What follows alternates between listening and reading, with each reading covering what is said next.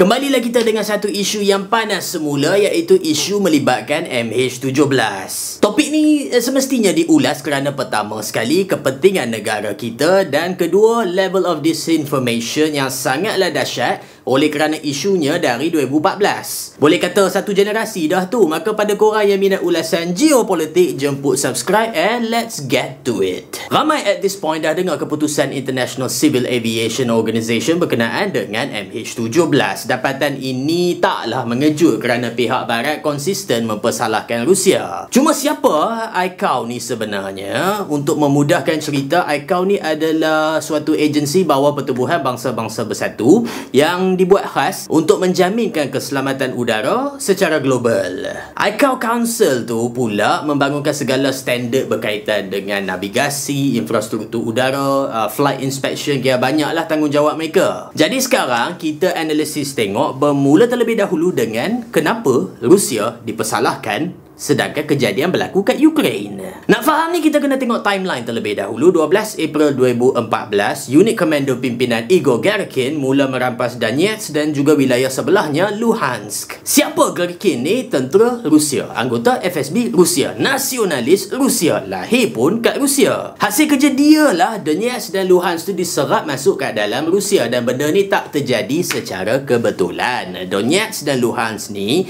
adalah dua perca daripada kain sama, iaitu Donbas. Dan Donbas ni pula jadi target Rusia bawah projek Novorossiya. Projek ni adalah untuk cipta buffer zone dan lemahkan kawalan Kiev. So masalah tu dari 12 April 2014, 17 Julai 2014 pula ketika Rusia kontrol Donetsk, pesawat MH17 lalu kat ruang udaranya. Semasa berada kat Kharabov, something happened dan pesawat tu hancur kat udara. Dan dari sinilah tercetus konflik naratif antara Barat dan juga Rusia. Side Barat tu kita semua dah tahu. Kita tengok side Rusia pula. Mereka ni all out dari awal tuduh Ukraine. Walhal mereka yang kawal ruangan udara dan juga darat tu semua tu kan. Pada peringkat awal, dakwaan mereka adalah Ukraine benam MH17 guna Su-25. Siap mereka bawa saksi macam kau boleh baca kat atas ni. Ini adalah daripada Komsomolskaya Pravda. Yang cakna hal aset perang dah boleh hidu kepincangan dalam dakwaan macam ni. Su-25 bedil pesawat, sesuatu adalah ikan. Something is fishy. Rusia siap bawa image satellite ni nak buktikan dakwaan tu. The problem? Pertama, image ni edited. Kedua pula, ramai pakar bebas menafikan dakwaan Rusia. Antaranya adalah Vladimir Babak, chief designer Su-25 tu sendiri. Designer. Bak kata Babak, MH17 lagi laju banding dengan Su-25. Babak juga kata MH17 tengah terbang pada altitude 10 km. Su-25 punya maximum altitude 7 km je. Saya petik kenyataan juruterang aviasi Rusia iaitu Mark Solonin. Su-25 tak ada onboard radar dan misilnya tak boleh buat damage macam mana kita nampak pada MH17. And guess what? Keikanan bertambah hanya apabila dapatan global dah pun ke arah Buk. Untuk mengetahui korang semua, Buk ni adalah anti-aircraft missile system yang dicipta semasa zaman Soviet. Apabila bukti mengesahkan Buk, pihak Rusia ketepikan habis pasal Su-25 to a point mereka bercanggah dengan diri mereka sendiri. Somehow, data 2016 dari mereka sendiri tunjuk dengan jelas bahawa MH17 terbang solo. Tak ada pun Su-25 yang menghampiri macam didakwa mereka sebelum-sebelumnya. Bila dah establish yang memang betul Buk yang benamkan, skrip lebih kurang sama diiramakan Rusia. Cuma kata mereka Ukraine yang guna Buk nak benamkannya. Bukti tak ada, sekadar berdolak dalih, klaim mengeklaim. Memandangkan Rusia tak dapat bentangkan bukti, kita sekarang tengok pembuktian daripada Barat pula. Barat guna trajectory and impact analysis. Dan mereka dapati serpihan pada bangkai MH17 tu berbentuk butterfly ataupun bow tie selaras dengan Buk. Autopsi pada mangsa pun dedahkan ada serpihan Buk.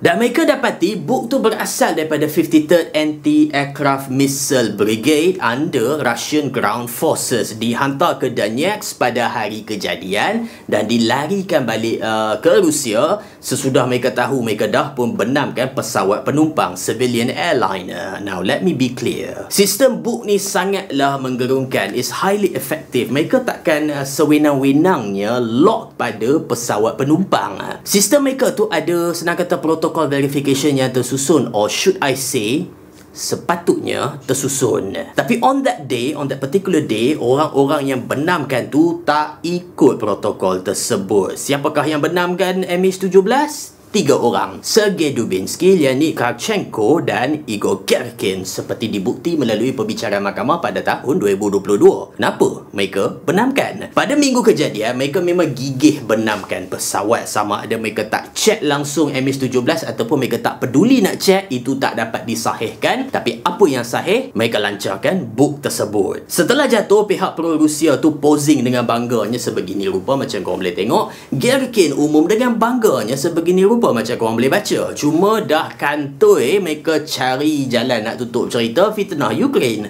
Tak cukup fitnah, mereka bagi mixed messages pula. Ni dari Igor Gerkin. Dia sendiri mengaku rasa bertanggungjawab secara moral atas apa yang jadi, tapi dia tekankan yang geng pro-Rusia yang mengkhianati Ukraine bersamanya tak benamkan MH17, dan keikanan betul-betul hanya kat UNSC. Apabila Malaysia bentangkan usul minta siasatan, ada satu negara pergi veto. Bukan Amerika, bukan China, bukan UK.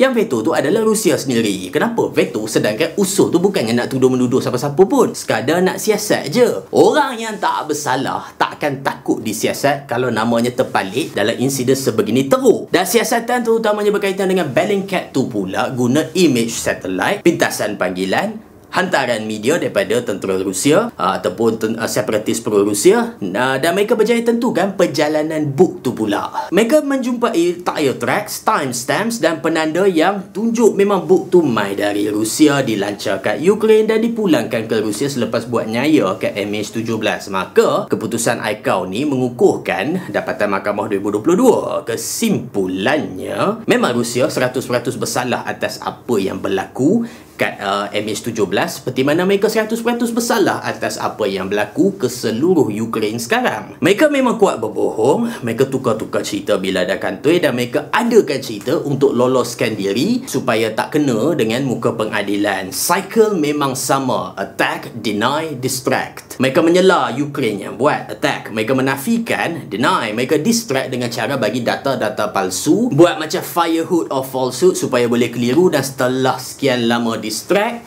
sekarang mereka sekadar cakap dapatan ICAO tu bias tanpa jawab dengan struktur penyiasatan yang jelas. Benda ni bukan baru berlaku. 2014 sampai 2025, dah 11 tahun. Boleh je mereka siasat dan bagi pembentangan yang betul-betul tepat. 11 tahun nak menyiasat tentu sekali memang sempat. Tapi apakah mereka siasat? Of course not. And guess what? Igor Gerkin tu dah pun disumbat dalam penjara atas tuduhan inciting extremism. Pada hakikatnya dia kuat mengkritik cara Putin handle perang di Ukraine. Boleh je serahkan Gerkin ke Belanda untuk bantu siasatan rasmi kalau betul Rusia tak buat apa-apa. Simple as that. Tapi itulah asas geopolitik. Dan kalau korang suka ulasan geopolitik, jemput subscribe untuk video-video lain dan like video ni untuk kita luaskan capaiannya kepada orang-orang lain.